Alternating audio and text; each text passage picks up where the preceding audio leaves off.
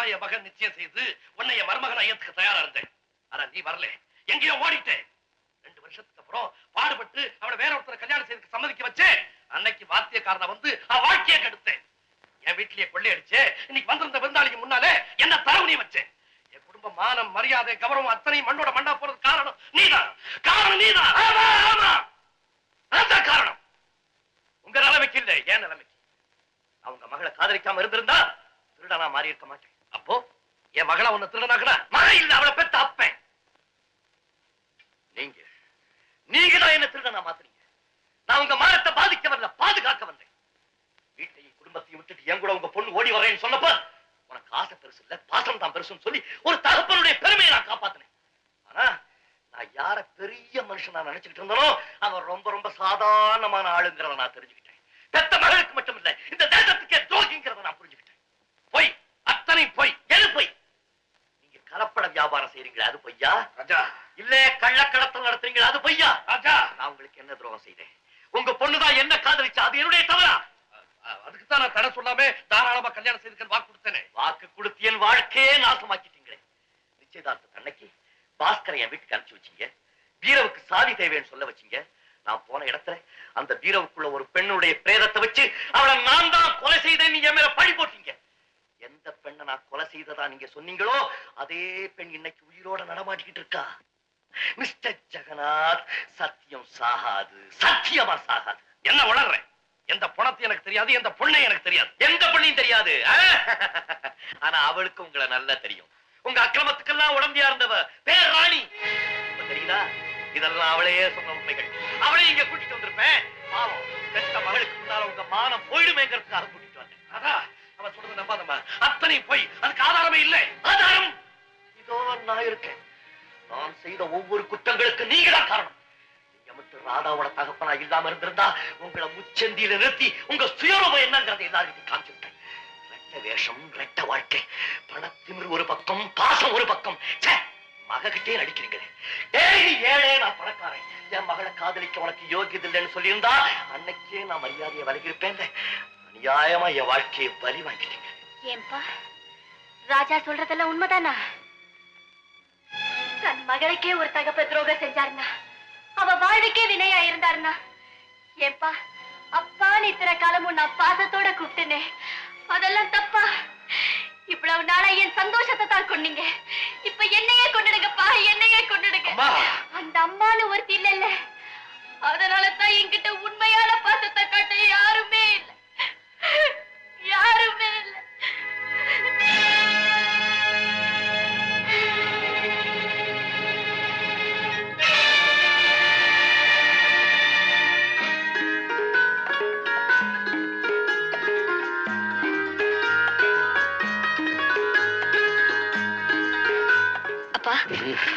அண்ணே இன்னும் வரல.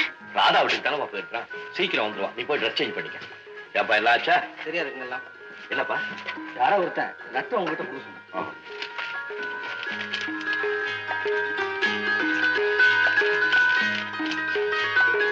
ராமையா அவர்களே, உங்கள் மகன் ராஜாவின் உயிர் காப்பாற்றப்பட வேண்டுமானால் எவருக்கும் இந்த கடித விவரம் தெரிவிக்காமல் குன்னூர் நெடுஞ்சாலையில் எங்களை சந்தியுங்கள். துணைக்கு யாரையாவது கூட்டி வந்தால் எங்கள் கழுகு கண்கள் அதை கட்டாயம் பார்த்துவிடும். எச்சரிக்கிறோம். எல்லாம் நன்மையாக நடக்க தனியாக வாருங்கள். உங்கள் நலம் கோரும் நண்பர்கள். இது ஒரு சின்ன சாம்பிள். ஆனா ஒண்ணு, என் உயிரை நான் காப்பாத்திக்கிற வரைக்கும் உன் உயிர் எடுக்க மாட்டேன். So don't worry. என் உயிர் கடத்தல் தங்க வர கார்ல இருக்கு. பாங்கர் ஜெகநாத்தோட அத்தனை சொத்துக்கு ஒரே வாரிசான அவர் மகன் ராதா கிட்ட இருக்கு. ஜெகதீஷ், டிஐஜினுடைய ஒரே மகங்கிற காரணத்தினாலதான் இப்படி ஆட்டம் போடுறேன். நீ பெருசு இல்ல, தன்னுடைய கடமை தான் பெருசுன்னு உங்க அப்பா நினைச்சாருன்னா அந்த நிமிஷமே தெருவுல போற நாய் கூட உன்னை மதிக்காது.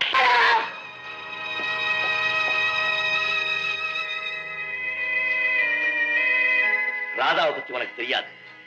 நீதியின் உருவமா இருக்கிற எங்க அப்பாவை பத்தி உனக்கு தெரியாது. என்ன மட்டும் இல்ல, என்ன போல 100 பிள்ளைகள் இருந்தாலும் நீதியை காப்பாத்துறதுக்காக அத்தனை பேரையும் பலி கொடுக்க எங்க அப்பா தயங்க மாட்டார்.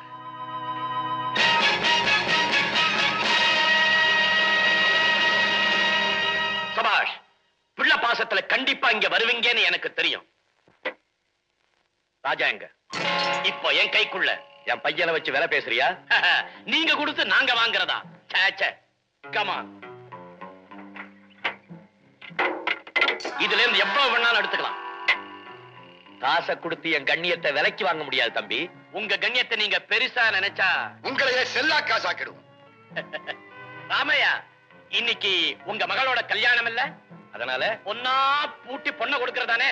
என் பொண்ணு சும்மா போனாலும் போவாளே தவிர இந்த பொண்ணோட போக மாட்டான். வீரம் பேசுறதை விட விஷயத்துக்கு வருவோம். பக்கத்தில் இருக்க சுங்கச்சாவடி, அதுதான் எங்களுக்கு டேஞ்சர். பாடம் ரொம்ப பலமா இருக்கு. அந்த இடத்தை விட்டு எங்களை தாண்ட வச்சிட்டீங்கன்னா. அடையா, முதல்ல இந்த இடத்தை விட்டு நீங்க தாண்ட முடியாது. அதுக்கப்புறம் சுங்கச்சாவடி. உங்க மக ராஜா உயிரோட இருக்கணும்னா நாங்க சொல்றதை நீங்க செய்யணும். கத்தி புனையில உங்க மகன் உயிர் ஊதலாடிட்டு இருக்கு. தங்க இங்க இருந்து நகரல, உங்க மகன் உயிர் அங்க இருந்து நகர்ந்துடும்.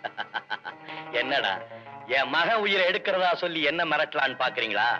அதுக்கெல்லாம் பயப்படுறவன் இந்த ராமையா தேவை இல்லடா. சட்டம் தான் பெருசுன்னு உங்க மகனை நீங்க சாக விட்டீங்கன்னா நாளைக்கு பேப்பர்ல இன்ஸ்பெக்டரின் இணையில்லா தியாகம், கடமைக்காக மகனையே காவு கொடுத்தார்னு உங்க போட்டோவை போட்டு சர்க்கார்ல பதக்கமும் பெறுவாங்க. ஆனா இப்ப உங்களுக்கு அந்த பதக்கம் தான் பெருசா தெரியும். ஏன்னா சாக போறது உங்க சொந்த பிள்ளை இல்லையே, ஸ்வீகார பிள்ளை தானே. ராமையாவுக்கு சொந்த பிள்ளையா இருந்தா இப்படி விட்டு இருப்பானான்னு ஊரார் காரி துப்புனா கூட நீங்க கவலைப்பட போறதில்லை. யாரா சொன்னா என் ஸ்வீகார பிள்ளைன்னு? என் சொந்த பிள்ளை. ராஜா என் சொந்த மகன். அப்படின்னா உங்க மகனை காப்பாத்துங்க. கடமைக்காக நான் எதையுமே தியாகம் செய்ய தயார். சரி விடு ஜம்பு. ஒரே சமயத்துல அவர் மகளோட கல்யாண ஊர்வலத்தையும் மகனோட கடைசி ஊர்வலத்தையும் பார்க்கட்டும்.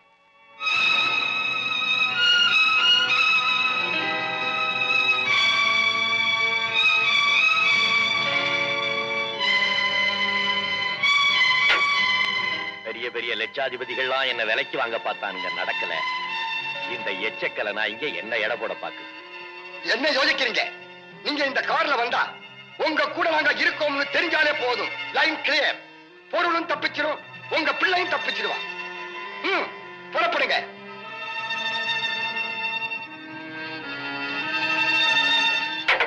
வா.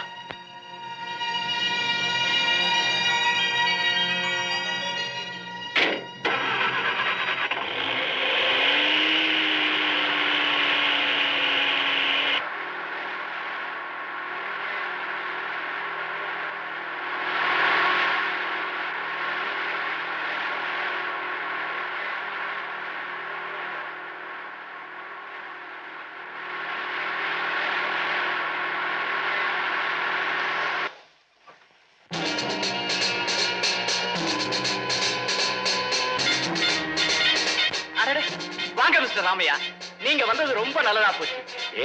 பல லட்சம் பெருமானம் உள்ள கடத்தல் சங்கம் இந்த பாதையில வரதா செய்தி வந்திருக்கு. நீங்க இங்க இருந்தீங்கன்னா எந்த திருடனும் உங்க கண்ணுக்கு தப்ப முடியாது. மன்னிக்கணும், இன்னைக்கு என் பொண்ணுக்கு கல்யாணம், என் பையனை கூட்டிட்டு வரதுக்காக போறேன். ஆமா ஆமா, எனக்கு மறந்தே போச்சு. Good like. அந்த வண்டி அதுவும் நம்ம வண்டி தான். ஓஹோ, தூக்குப்பா.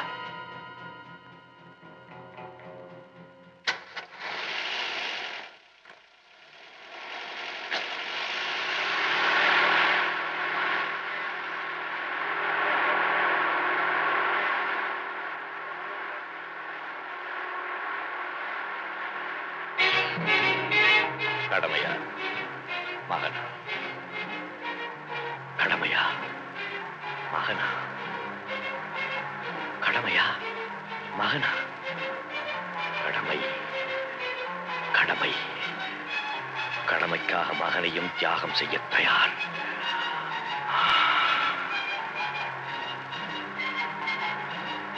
நிறுத்த வண்டிய.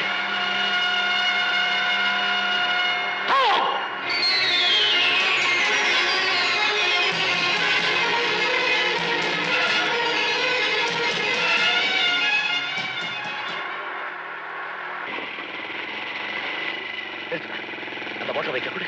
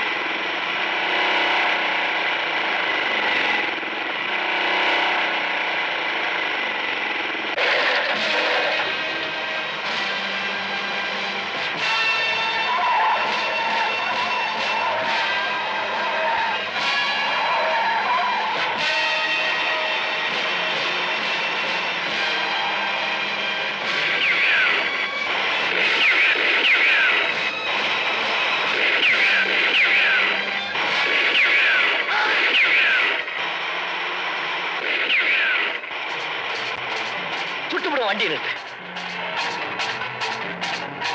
இறங்கிட வைங்க.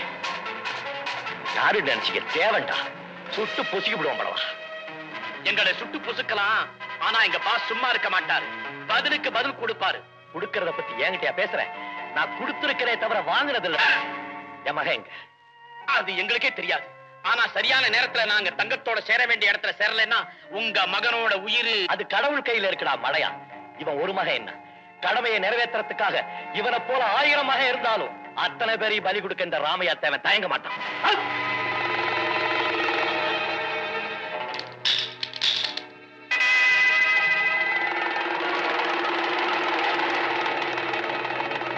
ஹலோ ஹலோ மிஸ்டர் ஜெகதீஷ் இருக்காரா? Hold on, please. Your phone. Hello. நாங்க ரொம்ப சாமர்த்தியமா ராமையாவை கவர் பண்ணோம்.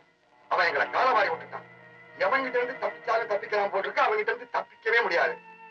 இப்ப நாங்க இருக்கிற இடம் குன்னூர் நெடுஞ்சாலை 32வது மைல் கல். என்ன ராமையா தப்பிச்சுட்டான்?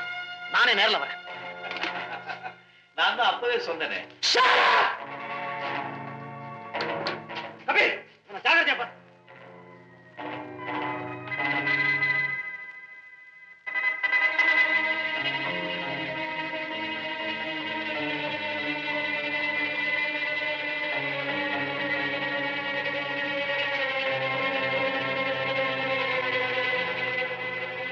என்னால பிடிபட்ட நீங்க என்னாலேயே விடுதலையாக போறீங்க.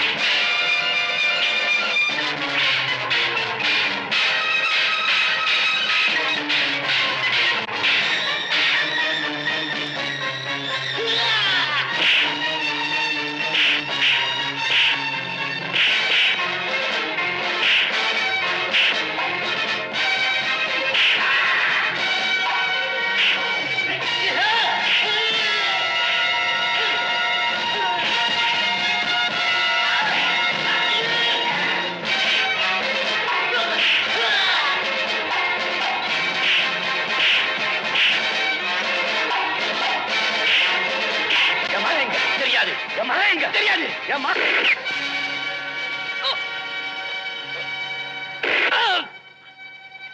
பின்னால நின்னு யாரா சுட்டது? கோழப்பயல. ஆம்பளையா இருந்தா முன்னால வாடா. நான் தேவண்டா.